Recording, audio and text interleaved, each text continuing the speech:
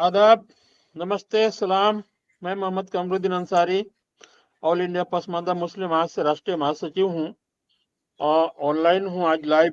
Facebook पर आने का बहुत बड़ी कारण है, वो हमारे मेहमान लोग भी बताएंगे। और खास दो मेहमान हैं हमारे साथ आज। एक तो हैं शमसुल हक अंसारी साहब, जो ऑल इंडिया पसमानदा मुस्लिम महाज के सिवान जिला के अध्यक्ष हैं। और दूसरे खास मेहमान जो हैं वो तौकीर अहमद साहब हैं, जो बिहार प्रदेश अध्यक्ष हैं ऑल इंडिया पसमानदा मुस्लिम महाज के। तो हम लोग बातें शुरू करेंगे, लेकिन उससे पहले कल की एक घटना मैं याद दिला रहा हूँ। कल विधानसभा में एक घटना हुई है। एमआईएम के एमएलए हैं जनाब अख्तरुल ईमान साहब, उन्होंने एक मुहावरा बोला, बहुत ही घटिया शब्द इस्तेमाल किया कि घास खाए घोड़ा और मार खाए जोलहा। इस वक्तव्य के ऊपर हम लोग थोड़ी सी डिस्कस करेंगे, थोड़ी थोड़ी बातें करेंगे, क्योंकि हम भर्त्सना करते हैं, इस वक्तव्य की निंदा करते हैं, हम दिल खोल करके निंदा करते हैं कि विधानसभा में इस तरह के वक्तव्य देता है सामने वाला। और सबसे बड़ी दुख की बात यह है कि 243 लोगों के विधानसभा में एक आदमी भी विरोध नहीं किया, एक आदमी भी रोका नहीं, टोका टोकी नहीं किया। और अध्यक्ष महोदय, विधानसभा के अध्यक्ष महोदय भी आवाज नहीं उठाए, रोके नहीं उसके ऊपर। तो ये बड़ा दुखद घटना है। एक कहावत है हमारे यहाँ, लोग कहते हैं कि मर गया मरदूद जिसकी फातिहा ना दरूद। तो ये भी वही मरदूद है, मरा तो नहीं है लेकिन मर रहा है। इसलिए मैं कह रहा हूँ फिर कि मर गया मरदूद जिसकी फातिहा ना दरूद, लेकिन ये मरा नहीं है। मैं चाहूंगा कि शमसुल हक भाई कुछ 2 मिनट, ज्यादा लंबा बात नहीं करेंगे, थोड़ी सी अपनी बात रखें इस पर। जी शमसुल हक साहब। अस्सलाम वालेकुम। वालेकुम सलाम। बात यह है कि इस तरह की अपशब्द बात ये लोग डेली यूज करता है समाज में, अगल बगल पास पड़ोस गांव गराज में। लेकिन आज इन्होंने विधानसभा में 324 सांसदों के विधायकों के बीच में इन्होंने कहा है। इनको तो शर्म नहीं आती, और ये बहुत पहले से ये लोग हम लोगों का उत्पीड़न करते हैं। ऐसा अपशब्द बात विधानसभा में नहीं बोलना चाहिए। ये दुख और अफसोस की बात यह है कि जितने पसमानदा समाज के लोग हैं, इन्हें चुन करके विधानसभा में ऐसे घटिया लोगों को क्यों भेजते हैं। ये लोग हमारे समाज के लिए सबसे बड़े घातक हैं, सबसे बड़े ये दुश्मन है। ऐसे लोगों को कतई वोट नहीं देना चाहिए। लेकिन ये अफसोस की बात है कि पसमानदा समाज के लोगों के वोट से ये लोग जीत करके आते हैं, धार्मिक उन्माद पैदा करते हैं हिंदू मुस्लिम करके। और जहां पर मुस्लिमों की संख्या, पसमानदा की संख्या ज्यादा है, वहां पर वोट दे करके और धर्म का चोला पहन करके लोगों को बरगलाते हैं और आकर के विधानसभा में अपशब्द बातों का प्रयोग करते हैं। मैं इसका दिल से भर्त्सना करता हूं, और मैं तमाम पसमानदा समाज के लोगों से कहता हूं कि ऐसे ऐसे लोगों को, ऐसे घटिया लोगों को इतने बड़े पद पर विधानसभा में भेजने का प्रयास न करें, कभी भी इनको वोट न दें। जी बहुत बहुत शुक्रिया आपका।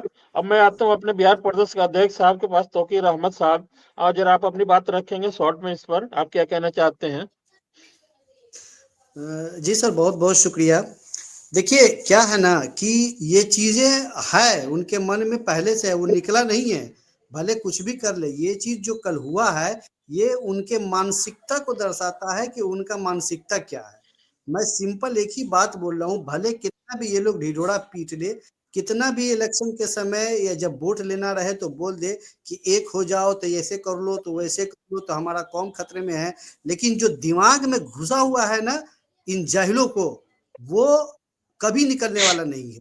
ये जो विधायक हैं, इस विधायक की जाहिलियत इसी से सामने आती है कि इनको ये पता नहीं है कि मुहावरा है क्या, बस बोल दिया। क्यों बोला? क्योंकि उनके दिमाग में ये चीज है और उनके मानसिकता में घुसा हुआ है कि हमको 85% की आबादी वाले जो लोग हैं, हमको उनको वैसे ही देखना है जैसा वो पहले से देखते आ रहे हैं।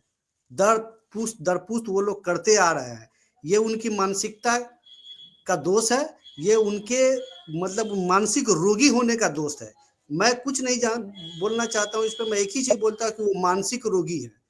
वो मानसिक रोगी है, तभी इस चीज को वो इतने आसानी से बोल गए। और मुझे ताज्जुब तो इस बात की होती है कि सरकार और विपक्ष में बैठे जीते हुए सारे जनप्रतिनिधि वहां बैठे थे, लेकिन इन लोगों के जो हमारे 6 7 8 मुस्लिम भी भाई बैठे थे वहां पे, उन लोगों के पास भी इतनी सलाहियत नहीं हुई कि वहां पे उस बात को वो उनकी भर्त्सना करे। क्यों? क्योंकि इन लोगों की मानसिकता ही वही है, और अपने मानसिकता के रोग से ये लोग ग्रसित है, जो कभी बाहर आने वाले नहीं है। इन लोगों को वोट देना अपने वोट को बर्बाद करने जैसा है। जी, बहुत जी बहुत सर। शुक्रिया आपका। और मैं जानता हूँ इस तरह की घटिया हरकतें कोई इंसान नहीं कर सकता, लेकिन उन्होंने इसका मिसाल भी दिया था अभी कुछ दिन पहले। आप लोगों को मालूम है, अजान के ऊपर ब्लेम लगाए थे उन्होंने। अजान से तकलीफ हुई थी, तो सारा दुनिया जानता है जी कि अजान से तकलीफ इंसान को नहीं होती है, अजान से तकलीफ शैतानों को होती है। अजान के कान में जब आवाज पड़ती है ना, तो शैतान भागता है। तो ये वही शैतान है, तो इससे भलाई की उम्मीद नहीं रख सकते हम, अच्छे शब्दों की उम्मीद नहीं रख सकते। और इसकी जितना निंदा की जाए कम है। मैं अख्तरुल ईमान साहब के बातों का और उनके सोच की निंदा करता हूं मैं। और फिर वही बात दोहराऊंगा कि मर गया मरदूद जिसकी फातिहा न दरूद। इसके बाद मैं आता हूं अपने टॉपिक पे। आज का हम लोगों का बहुत महत्वपूर्ण टॉपिक है और पसमानदा आयोग। इसकी काफी दिनों से चर्चा चल रही है, मांग भी चल रही है, और हमारे प्रतिनिधि मंडल कई जगह जाके मिले भी हैं, सरकार से मिले हैं, सरकार के प्रतिनिधि से मिले हैं। और मुझे जहां तक याद है कि पिछले साल में और राज्यपाल जनाब आरिफ मोहम्मद खान से भी आप लोगों ने मुलाकात की थी। तो जी इसके जी ऊपर हम चर्चा करेंगे। इस पर हम सबसे पहले अपने बिहार प्रदेश के अध्यक्ष साहब के पास आऊंगा। और तौकीर अहमद साहब अपनी कुछ बात रखें, कुछ जानकारी कि इसमें क्या बातें हुई और कहाँ तक ये मामला आगे बढ़ा और कहाँ तक जाके लटक गया। जरा अपनी बात रखेंगे। जी जी तौकीर साहब। जी, बहुत बहुत शुक्रिया सर। देखिए, आज जो हम लोग जिस मुद्दे पे बात करते हैं, पास कर रहे हैं, पासमानदा आयोग क्यों जरूरी है बिहार में, और हम लोग पासमानदा आयोग की मांग क्यों कर रहे हैं। आप जो इससे पहले जिस घटना की भी चर्चा हम लोग अभी किया, 2 मिनट हम लोगों ने जो बात की, मैं इस पासमानदा आयोग को कोरिलेटेड करता हूं इस घटना से। और जी इसका एकदम सीधा सीधा ये एग्जाम्पल है कि ये जो घटना घटी है, इसलिए पासमानदा आयोग की जरूरत है। आज के डेट में पासमानदा के समाज के 85% की आबादी हमारे पास है, और हम लोग 27 28 जातियों जो दबे कुचले हैं और इस समाज में अपनी हिस्सेदारी की लड़ाई लड़ रहे हैं। हमको उस लड़ाई को आगे बढ़ाने के लिए पासमानदा आयोग की जरूरत है। हमको अपनी हिस्सेदारी के लिए जरूरत है। एजुकेशनल डिपार्टमेंट में, शिक्षा के क्षेत्र में जो मुस्लिम संगठन है, वहाँ पे हमारी कोई भागीदारी नहीं है, कोई हमारा प्रतिनिधित्व नहीं है। इसके लिए पासमानदा आयोग की जरूरत है, क्योंकि हमारा आवाज उठाने वाला सदन में नहीं है। इसलिए आज हम लोग इस मुहावरे को सुनने के बाद भी हमारे लोग आज चुप हैं, और कुछ लोग आवाज उठा रहे हैं, लेकिन उस तरह से नहीं बातें हो पा रही है। रीजन कि हमारा समाज का लोग वहां पे नहीं है, इसीलिए ये लोग बढ़ चढ़ के बातें कर रही हैं, और इसी वजह से पासमानदा आयोग की जरूरत है। पिछले 1 साल से हम लोग इस पे काम कर रहे हैं सर, और बहुत सारी जगहों पे हमने लिख के दिया है, हमारी टीम ने लिख के दिया है, हम लोगों ने मुलाकातें की है सरकार के लोगों से, विपक्ष के लोगों से, इवन के बिहार के गवर्नर साहब से भी हम लोगों की मीटिंग हुई है। गवर्नर साहब ने उस लेटर को, जो मेमोरेंडम हम लोगों ने दिया था प्रतिनिधिमंडल ने, उन्होंने बिहार सरकार के अपर सचिव को उन्होंने लिखा था कि विधिवत कार्यवाही की जाए, नियम अनुसार कार्यवाही की जाए। अभी भी वो अपर सचिव के पास विचाराधीन है। जरूरत है कि हम सारे लोग मिलके, हम सारे पासमानदा समाज मिलके इस आवाज को बुलंद करें, और जहां पे रुका हुआ है उसको आगे बढ़ाए वहां से। इसीलिए आज जो भी मैं जहां भी जाता हूं, ऐसा कोई भी हफ्ता नहीं है जो 2 लोगों से नहीं मिलता हूं मैं, और मैं इस बात की चर्चा नहीं करता हूं कि पासमानदा आयोग होना चाहिए। जी, और ये जी बहुत तेजी से आगे बढ़ रहा है, इस पे हम लोग काम कर रहे हैं, आगे बढ़ रहे हैं। इंशाल्लाह कामयाबी भी मिलेगी, लोग भी हमारे साथ जुड़ रहे हैं इस पे। जी सर। तौकीर साहब, आपको रोक करके मैं थोड़ी सी फोटो दिखाना चाहूंगा। और कंप्यूटर जरा फोटो दिखाएं। ये देखिए, आज आप गए थे मेरे ख्याल से, आज का या पिछले दफे का है? आज नहीं ही नहीं, गए थे ये आप उनके आज यहाँ। हम लोग, मैं इस पे थोड़ा सा डिटेल कर देता हूँ सर। ये फोटो जी जी आज की बताएं। है। आज मैं जी अति पिछड़ा वर्ग आयोग के चेयरमैन जनाब नवीन कुमार आर्या जी के पास गया था इस मेमोरेंडम को लेकर के, जहां पे बिहार प्रदेश जनता दल यू की प्रवक्ता है वो भी मौजूद थी। मैं हम लोगों ने उनको दिया है लिख करके कि ये जो हुआ है विधानसभा में, ये पिछड़ा अति पिछड़ा समाज के हित के लिए बहुत ही हानिकारक है। आज एक जाति के बारे में बोला गया, कल दूसरी जाति के बारे में बोला जाएगा, परसों तीसरी जाति के बारे में बोला जाएगा। इसलिए अविलंब इस पे कार्रवाई की जाए, विधानसभा अध्यक्ष को लिखा जाए और इस पे संज्ञान लिया जाए। उन्होंने आश्वासन दिया है कि कल ही इस पे हम लोग वर्क करेंगे और कल ही विधानसभा में लिखेंगे। जी जी, कंप्यूटर जी दूसरा फोटो दिखाएं जरा। ये देखिए, ये हमने पेपर में दिया था, ये पसमानदा आयोग के लिए, ठीक है। नेक्स्ट, जी जी जी ये आप लोग गए थे महामहिम राज्यपाल जनाब आरिफ मोहम्मद खान साहब से मिले थे। जी नेक्स्ट, अगला।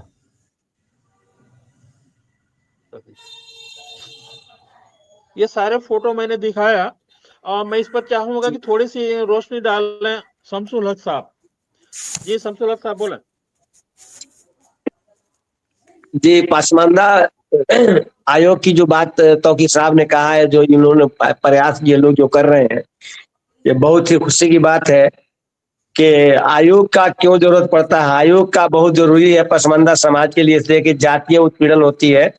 और आज अख्तरुल साहब ने विधानसभा में जो कहा है तो आप लोगों ने सुन लिया है, लेकिन अपने पसमानदा समाज के लोगों से पूछिए कि रोज डेली इस तरह की बातें कहा करते हैं, गांव में, मोहल्ले में, टोले में, चौराहे पर।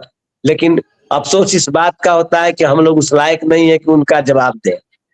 तो इसलिए आयोग की जरूरत पड़ती है। दूसरा बात है कि अल्पसंख्यक आयोग बना दिया गया है और थोप दिया गया हम लोगों पर, लेकिन अल्पसंख्यक के नाम पर, हम लोग कलमा के नाम पर हम लोगों को धोखा दिया जाता है।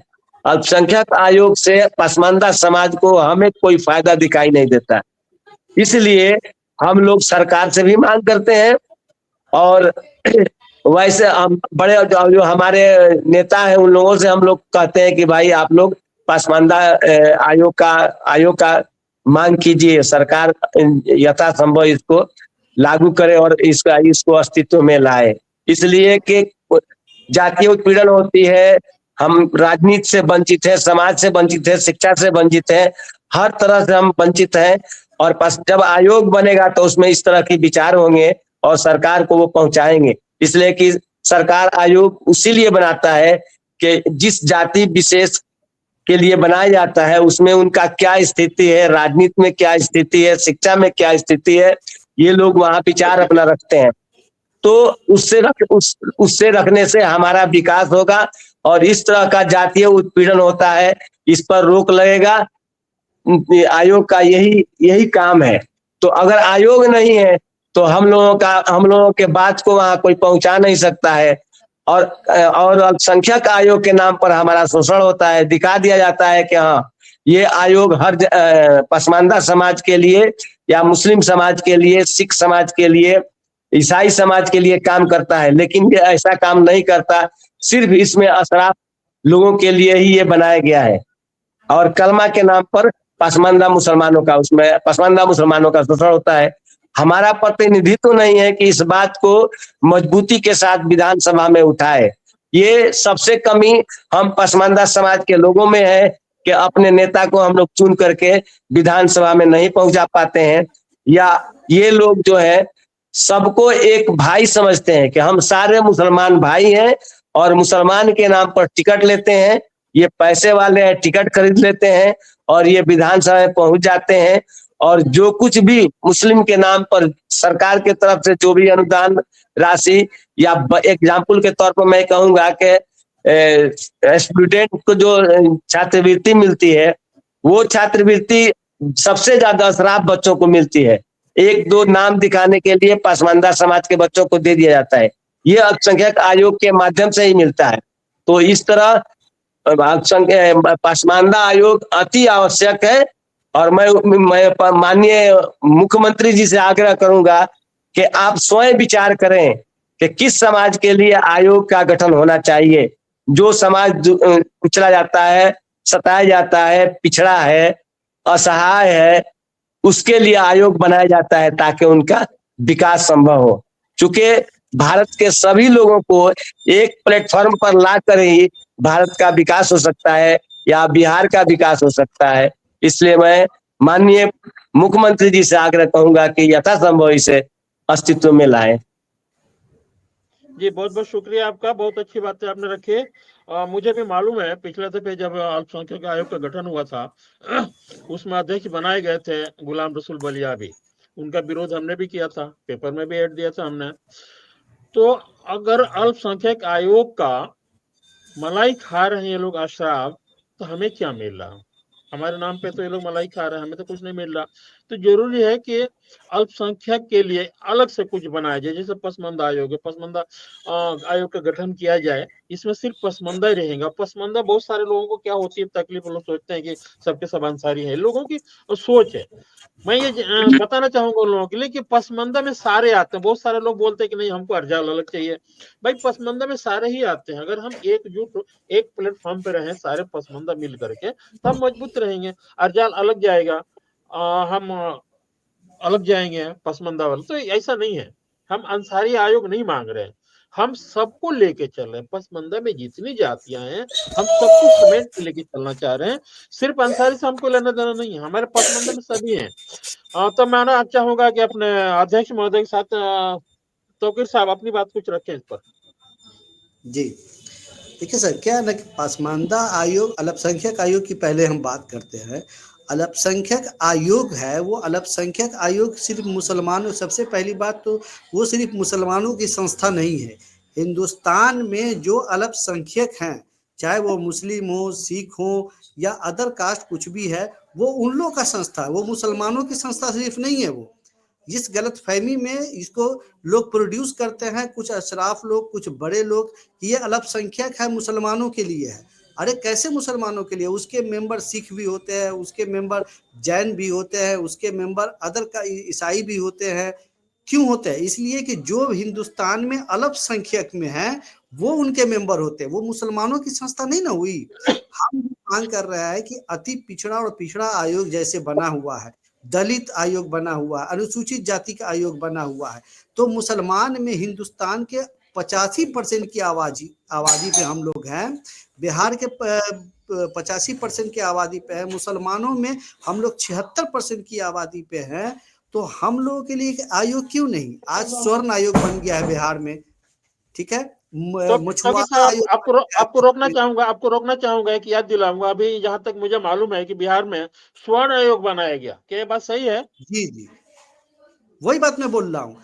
आप अब देख लो, 2% 3% में सहनी समाज है। मुझे किसी से आपत्ति नहीं है।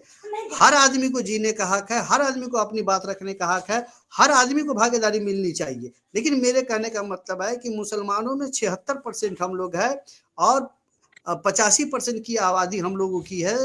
हमारा हमारा प्रतिनिधित्व कैसे आएगा? हम कैसे जाएंगे किसके पास? आज मैं पिछड़ा आयोग में गया था। आज पिछड़ा आयोग को अगर उठा के देख ले तो एक भी मुस्लिम उसमें नहीं है। अति पिछड़ा पिछड़ा आयोग में एक भी मुस्लिम नहीं है। वो क्यों नहीं है? क्योंकि बोला जाता है कि वो मुस्लिम के लिए तो अल्पसंख्यक आयोग है। अरे कैसे अल्पसंख्यक आयोग है? अल्पसंख्यक आयोग हिंदुस्तान के अल्पसंख्यक के लोगों के लिए है, जिसमें 4-5 जातियां आती हैं, सिर्फ मुसलमान नहीं आता है।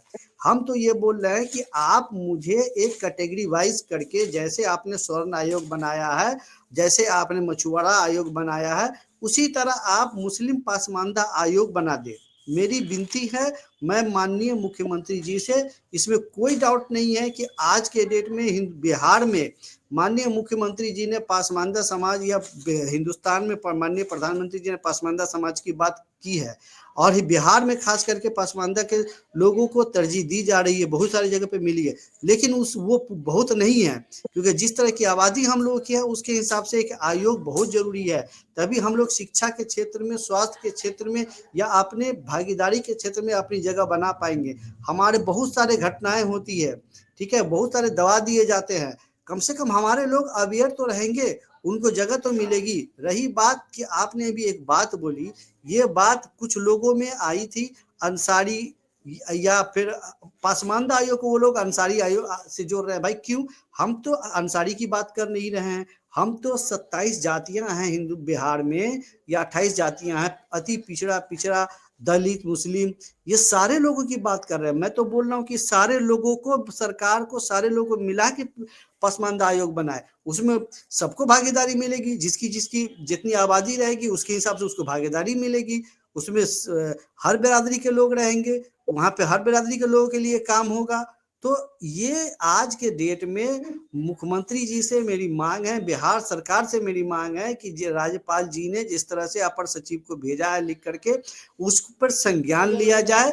और माननीय मुख्यमंत्री जी से मेरी विनती है, इस सरकार से मेरी विनती है कि अविलंब इसको देखते हुए पसमानदा आयोग का गठन करें। जी जी, बहुत जी बहुत सर। शुक्रिया, आपने अच्छी जानकारी दी पसमानदा आयोग के विषय में। थोड़ी सी मुझे बड़ा अफसोस हुआ देख करके, शमसुल हक भाई का चेहरा साफ नहीं आ रहा, उनके कुछ कैमरे का प्रॉब्लम है। बहरहाल बहुत सारे लोग जुड़े हुए हैं, जितने लोग देख रहे हैं सभी का धन्यवाद करता हूं मैं कि आप लोग टाइम निकाल करके देख रहे हैं प्रोग्राम। जो लोग भी कुछ पूछना चाहते हैं टाइप करें, अपने सवाल रखें, हम हमारे प्रतिनिधि जो हैं, हमारे जो मेहमान हैं, आपके सवालों के जवाब देंगे। और मैं शमसुल हक भाई साहब के पास थोड़ा सा आऊंगा मैं। और जरूरी है कि सिवान जिले से हैं और बहुत ज्ञानी हैं और अपनी बात बड़े हिसाब से रखते हैं, तर्कों के साथ रखते हैं। मैं उनसे जानना चाहूंगा कि पसमानदा समाज के लिए अभी क्या प्रोसेस चल रहा है वहां पे, सिवान में क्या स्थिति है आपके यहाँ पसमानदा वालों का। जी शमसुल हक साहब। जी, सिवान की स्थिति तो ये है कि यहाँ पर जब भी चुनाव होता है तो वहाँ धार्मिक उन्माद पैदा कर दिया जाता है। दो चार लोगों को भेज करके ये कह दिया जाता है मुस्लिम इलाकों में कि मुस्लिम ही जा करके कहते हैं कि ये मुसलमानों का ये करेंगे वो करेंगे, अब सब बात कर देते हैं। इसलिए क्या होता है कि कम्युनलाइज हो जाता शमसुल हक साहब, आपको मैं रोकूंगा। देखिए ये एक तो सिस्टम बन गया अभी इलेक्शन में, इस तरह के उन्माद फैला करके जीतने का सिस्टम बन गया है, उस पर चर्चा करके फायदा नहीं है। मैं चाहूंगा अपने समाज की बात रखें। जी। समाज की बात यह है सर कि जितनी समस्या है समाज के पास कि यहाँ पर पसमानदा समाज के लोग गरीब तबका के लोग हैं, इनके पास राजनीतिक चेतना की कमी है। एजुकेशन एजुकेशन तो लेते हैं लेकिन ज्यादा ऊपर तक नहीं जा पाते हैं। नतीजा होता है कि वो मजदूर वर्ग में आ जाते हैं, पढ़ाई लिखाई अच्छी तरीके से नहीं हो पाती है। अक्सर हाँ मैं देखता हूँ, मैं खुद गांव गांव में जाकर के देखता हूँ तो यही पाता हूँ कि मुश्किल से वो इंटरमीडिएट तक जाते हैं, इससे आगे शिक्षा नहीं ले पाते हैं। लेकिन तो इसकी कमी तो ये है। एक फिर आपको रोकूंगा। आपने कहा कि मुश्किल से इंटरमीडिएट तक जाते हैं, इसके कारण क्या है, इसका वजह क्या है? देखिए मैं भी सीवान जिला से ही बिलोंग करता हूँ, मेरा भी घर वहीं पे है। हमारे 5 भाइयों में 5 बेटियां, पांचों ग्रेजुएट हैं। एक इंजीनियर है, एक डॉक्टर है, एक इंजीनियरिंग कर, सारे पढ़े लिखे हैं। इसमें हम भी उसी वहीं से आते हैं। लेकिन ये क्या कारण जो आप बता रहे हैं कि इंटरमीडिएट के बाद आगे नहीं जा पाते, कुछ कारण बताएंगे आप? एक कारण तो ये होता है कि मैंने खुद सर्वे किया कि पसमानदा समाज अगर अशराफ के गांव में है और एक हिंदू बहुल गांव में है तो ये होता है कि अशराफ के गांव में है, वहां पे शिक्षा की कमी है, वहां पर उन्हें बदला दिया जाता है, उनको उनको उनको मूव कर दिया जाता है, दूसरे तरफ इधर उधर कर दिया जाता है। और मैंने हिंदू बिरादरी गांव में जहाँ छोटे जाति के लोग हैं वहां मैं देखा हूँ कि सब लोग अच्छा एजुकेशन लेते हैं, उन्हें कोई बरगलाता नहीं है। इसका असर हमारे समाज पर पड़ता है। रहा सवाल इलाके की, तो इलाके की बहुत सी कमियां हैं, कहीं पे स्कूल नहीं है, ये भी हो सकता है। हालांकि इसका असर नहीं पड़ता है, लेकिन ये बात जरूर है कि हमारे यहाँ शिक्षा की कमी है। लोग छोटे छोटे उम्र में बाहर चले जाते हैं, बच्चों को गाइड नहीं करते हैं, बच्चों को गाइड नहीं करते हैं, इसलिए बच्चे आगे एजुकेशन नहीं ले पाते हैं। तो अभी तो हमारे इलाके का यही कमी है, दूसरा कुछ तो हमें दिखाई नहीं देता। इस सबसे बढ़िया कमी बताऊं आपको, आपके इलाके का, सीवान का, आपका ही नहीं बोलूंगा मेरा भी है। और सीवान में सबसे ज्यादा क्या है, सीवान, गोपालगंज, छपरा, इधर के लोग सबसे ज्यादा गल्फों में होते हैं। और जो गल्फ में नौकरियां करते हैं, पैसा तो कमाते हैं, पैसा भेजते हैं, लेकिन बच्चों को संभाल नहीं पाते हैं, क्योंकि माँ घर में रहती है, वो बच्चों के पीछे किधर किधर भागेगी। इस वजह से पढ़ाई में डिस्टर्ब होता है, जहां तक मेरा ख्याल है। मैं थोड़ा सा चर्चा करूंगा अपने बिहार प्रदेश अध्यक्ष साहब से कि आपके यहाँ दरभंगा में खास करके आपके यहाँ पसमानदा समाज की क्या स्थिति है, फिर हम अपने टॉपिक पे आ जाएंगे। जी। देखिए बिहार में कुछ जिला हैं जहाँ पे आबादी के हिसाब से देखा जाए तो एक वर्चस्व है पसमानदा समाज की। अभी हमारे जिला अध्यक्ष महोदय ने जो एक बात कही एजुकेशन की बात, तो किसी हद तक सही भी बोल सकते हैं, लेकिन आज के टाइम में हमारे यहाँ एजुकेशन की कमी नहीं। अगर आप दरभंगा एरिया की बात करें तो पासमानदा समाज में खास करके लड़कियों में जो एजुकेशन है वो बहुत है, लेकिन दिक्कत क्या होती है ना कि हम लोग अपने समाज को पढ़ा लिखा करके वहां तक जरूर पहुंचाए हैं, लेकिन जो एक जागरूकता होता है कि हम हैं क्या, वो नहीं बता पाते हैं। और यही कारण है कि कुछ लोग जो आज भी हमारे ऊपर वर्चस्व बना के रखे हुए हैं और वो हम लोगों को आगे जाने देना नहीं चाहते हैं। बिहार के दरभंगा इलाके में, मधुबनी इलाके में या सीतामढ़ी इलाके में बहुत मास लेवल में मुसलमानों में पासमानदा की आबादी है, लेकिन आप उठा के देख लीजिए आज भी वहां पे उसी तरह के लोग की राज चलती है, उन्हीं लोगों की बातें चलती है। क्यों? क्योंकि हम लोग जागरूक नहीं हो रहे हैं। जो जागरूक हो रहे हैं उनको कोई मदद करने को तैयार नहीं है। जो आगे बढ़ने की कोशिश कर रहे हैं, जो इस तरह की बातों को सामने लाने की कोशिश कर रहे हैं, उनको हमारे ही समाज के लोग पीछे करने की कोशिश करते हैं। तो हमारे यहाँ सबसे पहली जो कमी है वो है आपस में एकजुटता या यूनिटी का नहीं होना। जो ये नहीं समझ पाते हैं कि हम हैं क्या चीज। उनको समझ में कब आता है?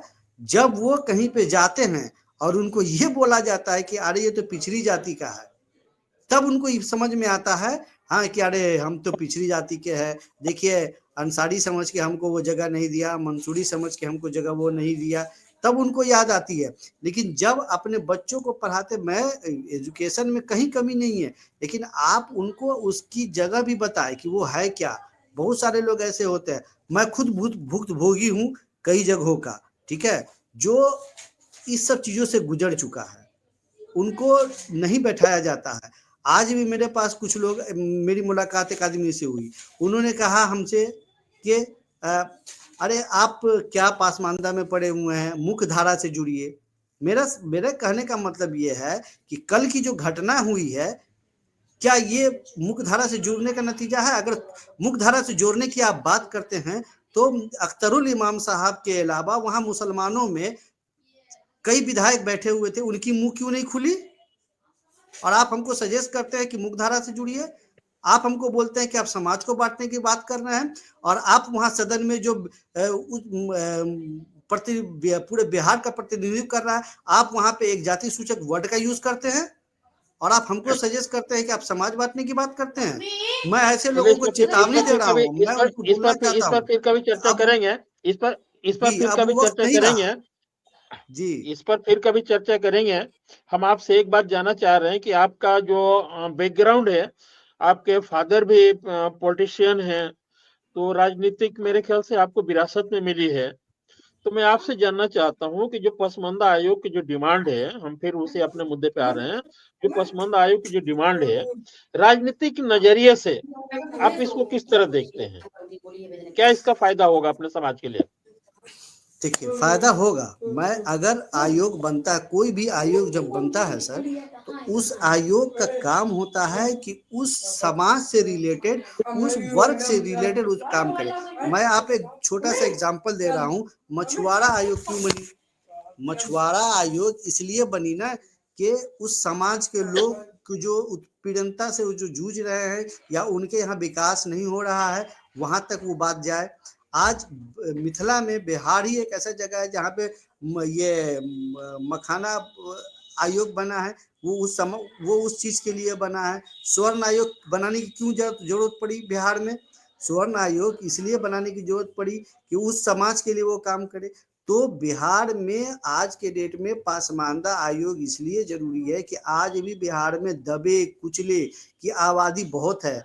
आज भी बिहार में ऐसी जगह है जहाँ पे राउडी टान करके और पिछड़ी जमात के बहुत सारे लोग रोड पे गुजर बसर कर रहे हैं। उनको रहने के लिए घर नहीं है, उनके बच्चों को एजुकेशन के लिए सही दिशा नहीं दिखाई जाती है। अरे हम आप कोई भी आदमी कितने लोगों को जोड़ लेंगे, कितने लोगों को कह लेंगे? एक आदमी या दो आदमी या चार आदमी अपने इलाके में उसको संवार सकता है, लेकिन अगर पूरे बिहार की हम बात करें तो पूरे बिहार में उसको एक प्लेटफॉर्म पे लाने के लिए जब तक एक आयोग नहीं होगा वहां तक बात पहुंचेगी कैसे? और जब बात पहुंचेगी नहीं तो ये सरकार को कैसे पता चलेगा कि इस एरिया में इतने आबादी के लोग हैं जो आज रौड़ी तान तान के सो रहे हैं, उनके बच्चे स्कूल नहीं जा रहे हैं। आज बिहार सरकार हर पंचायत में, हर जिला में, हर डिस्ट्रिक्ट में, हर ब्लॉक लेवल पे, पंचायत लेवल पे, वार्ड लेवल पे वो स्कूल खोलने की बात कर रहे हैं और स्वास्थ्य के लिए हॉस्पिटल खोलने की बात कर रहे हैं। लेकिन इसके बावजूद भी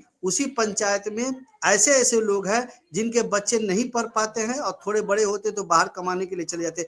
क्यों? सरकार तो फ्री किए हुई है, सरकार तो फ्री दे रही है एजुकेशन, बहुत सारे जगह पे दे रही है। फिर उन बच्चों को क्यों नहीं मिल रहा है? इसलिए नहीं मिल रहा है कि वहां पे उन लोगों को पहुंचने नहीं दिया जाता है। अगर पहुंचने दिया जाता तो ये नौबत उनकी नहीं आती। आज सरकार कम काम कर नहीं कर रही है मुसलमानों के लिए, आज कम फायदे नहीं पहुंचा रही है मुसलमानों के लिए, लेकिन जो कुछ लोग हैं, कुछ 4% के लोग हैं, वो वहां तक जाने नहीं देते हैं।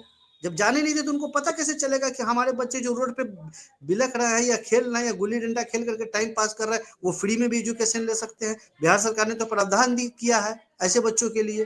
तो जब उनको जानकारी मिलेगी, जब आयोग बनेगा तो आयोग के लोग उस चीज पे काम करेंगे, पार्टिकुलर उस जमात पे काम करेंगे, तो वहां पे जागरूकता आएगी, लोगों को बताया जाएगा। इसीलिए उन तक पहुंचने के लिए और उनकी बातों को सरकार तक पहुंचाने के लिए एक आयोग गठन होनी चाहिए, जिसको पासमानदा आयोग या मुस्लिम पासमानदा आयोग हम लोग बोल सकते हैं। जी, बहुत बहुत शुक्रिया। पसमानदा समाज को क्या फायदा होगा इस पर आप चर्चा कर रहे थे, आपने अपनी बात रखी। मैं फिर आऊंगा शमसुल हक साहब के साथ। उनसे जरा जानना चाहूंगा, बहुत जानकारी रखते हैं कि आयोग का गठन अगर हुआ तो हमारे समाज के लोगों को किस तरह का फायदा होगा और उसमें कौन कौन से लोग हो सकते हैं? जी शमसुल हक साहब। अगर पसमानदा समाज का गठन होता है तो सबसे पहले सबसे पहले शिक्षा पर ध्यान होगा कि इस समाज के लोग कितने शिक्षित हैं और और दूसरी बात है कि पढ़ाई इनकी क्यों क्यों डिस्टर्ब होती है, क्या क्या कमियां हैं। रहा सवाल आपने जो कहा है कि गार्जियन की कमी है, बात सही है। हम कंप्रोमाइज करके देखते हैं औरों से, तो ये बात होती है कि हम लोग तो गरीब तबके के लोग हैं, हम लोग बाहर कमाते हैं तो घर बनवाने में लग जाते हैं, बच्चों को पढ़ाई सही से नहीं होता है।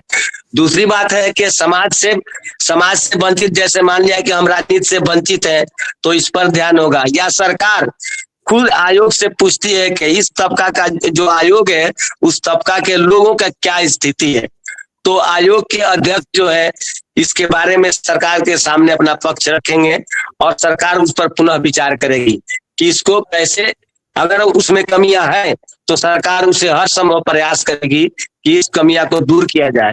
अगर हमें समाज में उत्पीड़न होता है, अगर कोई, जैसा कि अभी आपके सामने एक विधानसभा में आया है, अगर ऐसी है तो ये बातों को हम आयोग के माध्यम से सरकार को पहुंचाएंगे। कोई भी व्यक्ति हमारे साथ जमीनी झगड़ा या कोई तकरार करता है, अगर वो अपना वर्चस्व जमाता है तो इसको ही मैं आयोग के द्वारा इस मसले का ही मैं हल ढूंढ सकता हूँ। जैसा कि हम लोगों ने आपको अशरफ साहब के पास, जो अध्यक्ष हैं, अशरफ साहब के पास सदस्य हैं, हम लोगों ने एक मसला को लेकर के गया था तो उन्होंने कहा था कि हाँ, इस मसला को आयोग के माध्यम से हल हो सकता है। हो नहीं पाया लेकिन उन्होंने करने का प्रयास किया। तो इस तरह अनेक समस्याओं का हमारा समाधान या आयोग के माध्यम से किया जा सकता है। जी, बहुत बहुत शुक्रिया आपका, आपने अपने तरफ से जानकारी जो दिया। मैं फिर आऊंगा अपने अध्यक्ष महोदय के साथ। मैं जानना चाहूंगा कि पिछले साल जब आप लोग गए थे, राज्यपाल और जनाब आरिफ मोहम्मद खान से मुलाकात हुई, आप लोगों ने ज्ञापन भी दिया था उनको, उस मुलाकात का कुछ रिजल्ट, कुछ जानकारी उसके विषय में आपके पास आया है कि क्या क्या उन्होंने बात को आगे बढ़ाया या वहीं दबा दिया? जी नहीं, उसका रिजल्ट आया था सर। मैं आपको वही बता रहा था कि हम लोगों के मिलने के बाद उन्होंने जो मेमोरेंडम हम लोगों ने उनको दिया था, उस मेमोरेंडम को उन्होंने सरकार तक भेजा है, अपर सचिव को उन्होंने लिखा है और विधिवत नियम अनुसार जो हो सकता है कार्रवाई उस पर करने का उन्होंने अनुशंसा भी किया है। उसका एक और रिजल्ट ये भी आया कि पसमानदा आयोग को लोग जानने लगे, पासमानदा को लोग जानने लगे, और पासमानदा आयोग की मांग उसके बाद कई संगठनों से, कई लोगों के द्वारा पुरजोर तरीके से होने लगी। ये एक बहुत बड़ा आप ये कह सकते हैं कि कामयाबी भी है हमारे लिए, कि एक तो सरकार कर रही है, गवर्नर साहब ने किया जो अपर सचिव को लिखा, दूसरा उसी बहाने कुछ और भी लोग हैं, कुछ और भी संगठन है, वो भी पासमानदा आयोग की मांग करने लगे। आज के डेट में बिहार में बहुत से ऐसे लोग हैं जो पासमानदा, आप खुद कमरुद्दीन साहब, मैं आपका शुक्रगुजार हूं कि आपने कई बार इस चीज को लिखा भी है अपने वॉल पे, और आपने मीडिया में भी दिया है पासमानदा आयोग के लिए।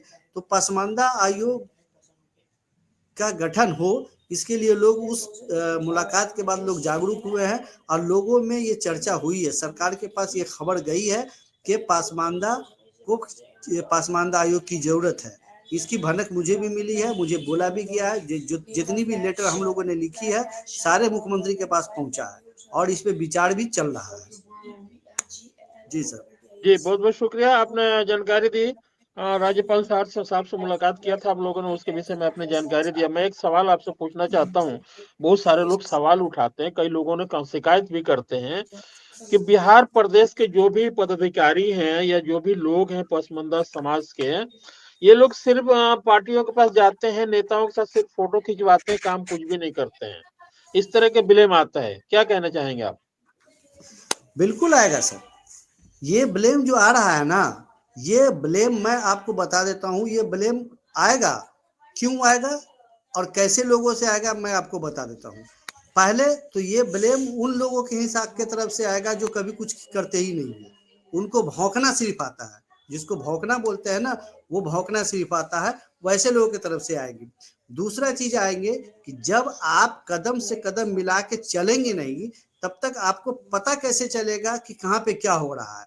अगर आप अकेले चना कोई भार नहीं फोड़ सकता है, ठीक है। आज के डेट में पिछले 1-1.5 साल से मैं दावे के साथ बोल रहा हूं, आप इस बात को आप पता भी कर सकते हैं, हमारे जितने भी पदाधिकारी हैं उनसे भी, हमारे जिला अध्यक्ष है, ये भी कई मीटिंग में हम लोग के साथ रहे हैं। पिछले 1-1.5 साल में ऑल इंडिया पसमानदा मुस्लिम महाज बैनर का लेटर कम से कम तो 50 से ज्यादा सारे पदाधिकारियों के पास और सारे सरकार के लोगों के पास गया है। आज मैं आपको एकदम छोटा सा एग्जांपल दे रहा हूं, अगर काम नहीं हुआ तो आप मुझे ये बताओ कि बिहार विधान परिषद के सचेतक माननीय श्री संजय गांधी जी, संजय कुमार सिंह उर्फ गांधी जी, उन्होंने लेटर मंगवा करके कल विधानसभा में महाज की तरफ से इस बात को उठाने की बात, विधान परिषद में इस बात को उठाने की बात कही है जो कल की घटना हुई है। उन्होंने हमारे ये प्रवक्ता महोदय, ये जदयू पार्टी की प्रवक्ता महोदय हैं अंजू महाराज जी, उनको उनके सामने उन्होंने कहा है, और अगर ये महाज में काम नहीं हुआ है तो आप मुझे ये बताइए कि ये महाज के बारे में वो क्यों बात कर रहे हैं, वो सरकार के आदमी हैं। आखिर 1 साल में उन लोगों के पास महाज का डिटेल पहुंचा है, तभी तो लोग बुला के बात कर रहे हैं। विधानसभा इलेक्शन में हम लोगों ने जिस तरह से हम लोगों को काम भी दिया है कि हम लोगों ने कई जगह पे काम भी किया, और सरकार बनाने में अपनी भागीदारी भी बहुत अच्छी खासी दी है। तो उस समय भी सरकार ने डिटेल हम लोगों से मांगी थी, सरकार के कुछ लोग मांगे थे, ठीक है, अलग बात है, कुछ सिनेरियो हो सकता है कि उस हिसाब से हमको टिकट नहीं मिला जो मिलने चाहिए थी, उस हिसाब से हमारी भागीदारी नहीं मिली जो जिसके हम हकदार थे, लेकिन उन्होंने बुलाया तो हमको। अभी हम लोगों ने 18 तारीख को प्रोग्राम किया था फुलवाड़ी में, आप पता कर सकते हैं 400-500 लोगों पसमानदा समाज के जागरूक लोग आए थे उस प्रोग्राम में, सरकार के लोग आए थे उस प्रोग्राम में, विधायक, लोकल विधायक आए थे उस प्रोग्राम में। तो आज के डेट में ऑल इंडिया पसमानदा मुस्लिम महाज को बिहार के लोग ये जान रहे हैं कि ये संगठन पसमानदा समाज के लिए काम कर रही है। रहा उंगली उठाने की बात, फोटो खिंचवाने की बात, आप जाएंगे ही नहीं किसी के पास, किसी से बात ही नहीं करेंगे तो फोटो कैसे खिंचाएंगे आप आओ, जिनको दुख है, जिनको तकलीफ है ना, उनको कहिए मेरे पास आने के लिए, मैं उनको लेकर उनका भी फोटो खिंचवा देता हूँ, वो भी अपना फोटो लगा ले, है कुछ लोग है रहने दीजिए। बिल्कुल सही बात है, बिल्कुल सही बात कहा आपने। अब थोड़ा-सा टॉपिक से हट के मैं आता हूँ, आखिरी में ज़्यादा समय नहीं लूँगा क्योंकि 40 मिनट हो गया।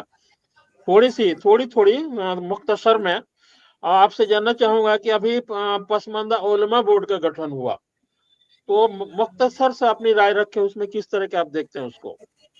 हमारे यहाँ लाइट नहीं, मैं देखिए, भी ये अंधेरे में बहुत हूँ। ही अच्छा पहल हुआ है हमारे संगठन की तरफ से और हमारे सेंट्रल टीम की तरफ से। उलमा बोर्ड हमार आप मैं ज़्यादा टाइम नहीं लूँगा सर इस पे, जो आपने कहा मुख्तसर रखने के लिए। आज हिंदुस्तान में ही मुसलमानों की बहुत सारी तंजीमें हैं। आप एक बार, मैं उस पे डिटेल में नहीं जाऊँगा, बस एक बार आप उसको उठा के देख लो कि पासमानदा के कितने लोग की भागीदारी उसमें है। चाहे हमारा सरिया में हो, मुस्लिम पर्सनल लॉ बोर्ड में हो, मिल्ली काउंसिल में हो, या इस तरह की जितनी भी है, कितने लोग हैं। अब मुझे तो यहाँ ताज्जुब इस बात का होता है, इमारत शरिया के बारे में बोला जाता है, मैं यहाँ पे लूँगा, कल इसके बाद मुझे गाली सुनने को मिलेगी, लेकिन मुझे कोई गम नहीं है। बहुत सारे लोग मुझे ऐसे बताया कि इमारत शरिया में उनको जगह इसलिए, उनको पूछा जाता है कि आप किस बिरादरी से है, तब उनको जगह मिलती है। अगर बोल दिया कोई आदमी गलती से कि हम अंसारी हैं, हम मंसूरी हैं, राई हैं, तो उनको जगह नहीं मिलती है। तो इसीलिए उलमा बोर्ड जो गठन हुआ है, ये बहुत अच्छा पहल है हमारे संगठन का। और मैं कोशिश करूंगा कि बिहार में भी बहुत जल्द इसका गठन करूं, क्योंकि उलमा जितने भी है मदरसा में या जो इमाम है, बहुत सारे हमारे पासमानदा समाज के मैक्सिमम लोग ही हैं। कम से कम वो लोग भी जागरूक हो और वो लोग भी सामने आए, तो बहुत अच्छी पहल है ये। जी, बहुत-बहुत शुक्रिया। मैं इसी मुद्दे पर चाहूँगा शमसुल हक साहब अपनी बात रखें कि उलमा बोर्ड का जो उलमा पसमानदा उलमा बोर्ड का जो गठन हुआ, उस पर अपनी नज़रिया ज़रा रखें आप, किस तरह से देखते हैं? अपने समाज के लिए क्या हो सकता है? जी, क्या फ़ायदा होगा? सबसे पहले तो मैं ये कहूंगा कि अभी जो उलमा बोर्ड का गठन जो हुआ है, ये बहुत देर से हुआ, आजादी के तुरंत बाद हो जाना चाहिए था। उस वक्त अगर होता तो मैं उम्मीद करता हूं कि जो हम लोग आयोग का गठन करने के लिए प्रयास जो आप लोग कर रहे हैं, उसकी जरूरत नहीं पड़ती।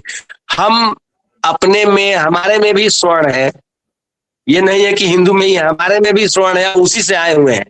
तो स्वाभाविक सी बात है, हमारे जो भी हकीसा होता है वो लोग खाते हैं। तो इनके जो भी जितने भी संगठन है, ये संगठन है, उसके सेम सेम पैरल हमारा भी संगठन होना चाहिए। उसमें हम लोगों को एक आदमी को ये लोग नहीं रखते हैं। ये लोग क्या एग्जाम्पल देते हैं कि आप लोग उतनी आप लोगों के पास शिक्षा नहीं है या आप उस लायक नहीं है कि हम आप उस संगठन में रखें। हालांकि ये तर्क उनका 100% गलत है, ऐसा नहीं होना चाहिए।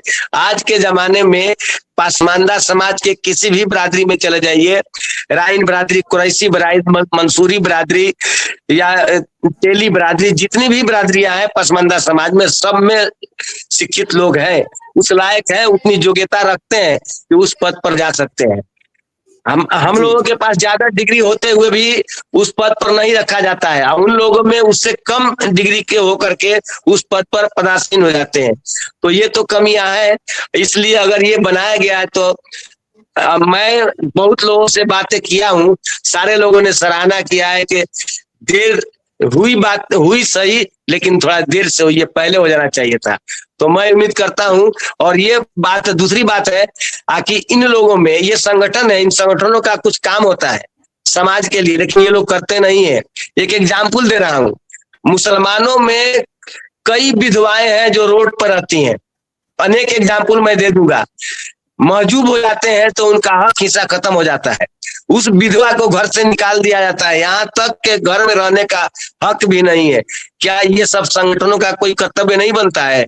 क्या उन्हें कम से कम, ठीक है घर में रहने का हक नहीं है तो कम से कम बगीचे में या और जगह कहीं जमीन अगर हो तो घर बनाने का जमीन तो दिया जा सकता है? क्या ये संगठन हल नहीं कर सकता है? इतनी घटिया ऐसा कानून सही है, अब कानून का आप आपने समर्थन नहीं करता। आपने जो बात कही, आपने जो बेवाओं की बात उठाई, वो पहले के दौर में था, अभी बदल गया है। अभी सिस्टम ऐसा नहीं है, अभी छाती पे चढ़ के रह रही हैं, क्योंकि उनका भी हक है, शौहर के हक पे वो रहेंगी। शौहर की जगह पे उसका हक है, वो कहाँ जाएगी? वो छोड़ने का सवाल ही नहीं उठता। अब मैं अध्यक्ष महोदय के पास आऊंगा, आखिरी में ज्यादा समय नहीं दूंगा, थोड़ा सा 2 मिनट में अपनी बात रखेंगे कि पहले से उलमा काउंसिल मौजूद है, पहले से ऑल इंडिया उलमा काउंसिल मौजूद है, और अभी आप लोगों ने ऑल इंडिया पसमानदा उलमा बोर्ड बनाया, दोनों में क्या फर्क है? जी देखिए, उलमा बोर्ड और उलमा काउंसिल जो मैं अभी इससे पहले यही बात बोल रहा था कि उलमा बोर्ड हम लोगों ने जो बनाई है या हमारे संगठन ने जो बनाई है वो बेसिकली उस समाज को के जो उलमा लोग हैं उन लोगों को जोड़ करके जागरूकता लाने के लिए की है। कम्प्लोसेंट के शिकार हम लोग हैं कि हम लोग कहीं पे जा नहीं पाते हैं। आज उलमा काउंसिल का जो आपने बताया, मैं सीधा सीधा एक ही बात लोगों से जानना चाहता हूँ कि आपको भागीदारी हमारे समाज के लोगों को उस संगठन में जोड़ने में प्रॉब्लम क्या है? आप क्यों नहीं जोड़ते हैं? आपको अगर जोड़ेंगे, आप हमको साथ लेके चलेंगे तो मुझे क्यों संगठन बनाने की जरूरत पड़ेगी? अगर आप हमको हमारी हक देंगे, अगर जहां पे हमको लग रहा है कि नहीं इनके जाने से बेहतर होगा, आप उनको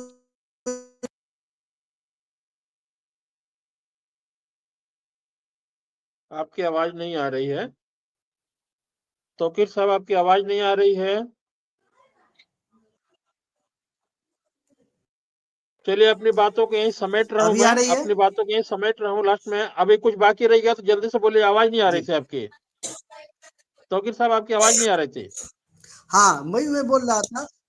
जी, मैं यही बोल रहा था कि ज़्यादा कुछ नहीं, आप मुझे अपनी हिस्सेदारी अपने जगह अपने संगठन में अपनी जगह पे हमको हिस्सेदारी दो, मुझे कोई संगठन बनाने की ज़रूरत नहीं पड़ेगी। आप नहीं देते हो, आप एक बाँट के रखते हो, जब देने की बात आती है तो आप बाँट के रखते हो, जब लेने की बात आती है तो कौम खतरे में रख देते हो। ये सब आप लोग छोड़ दो। जिसकी जितनी भागीदारी है उसके हिसाब से मेरी सरकार से भी मांगे कि जिसकी जितनी आबादी है उसके हिसाब से उसकी भागीदारी मिलनी चाहिए। सरकार में भी इसकी भागीदारी उसी हिसाब से होनी चाहिए। ये भी मेरा बिहार सरकार से और माननीय मुख्यमंत्री जी से मांग है। चलिए, बहुत बहुत शुक्रिया। आप लोगों को धन्यवाद देता हूं कि आप लोग कीमती समय निकाल के हमारे साथ आए, और जितने सुनने वाले देखने वाले दोस्त हैं सभी को धन्यवाद देता हूं। गुड नाइट, सब्बा जी खैर, खुदा हाफिज। बहुत बहुत शुक्रिया सर, बहुत बहुत शुक्रिया। बहुत बहुत शुक्रिया सर।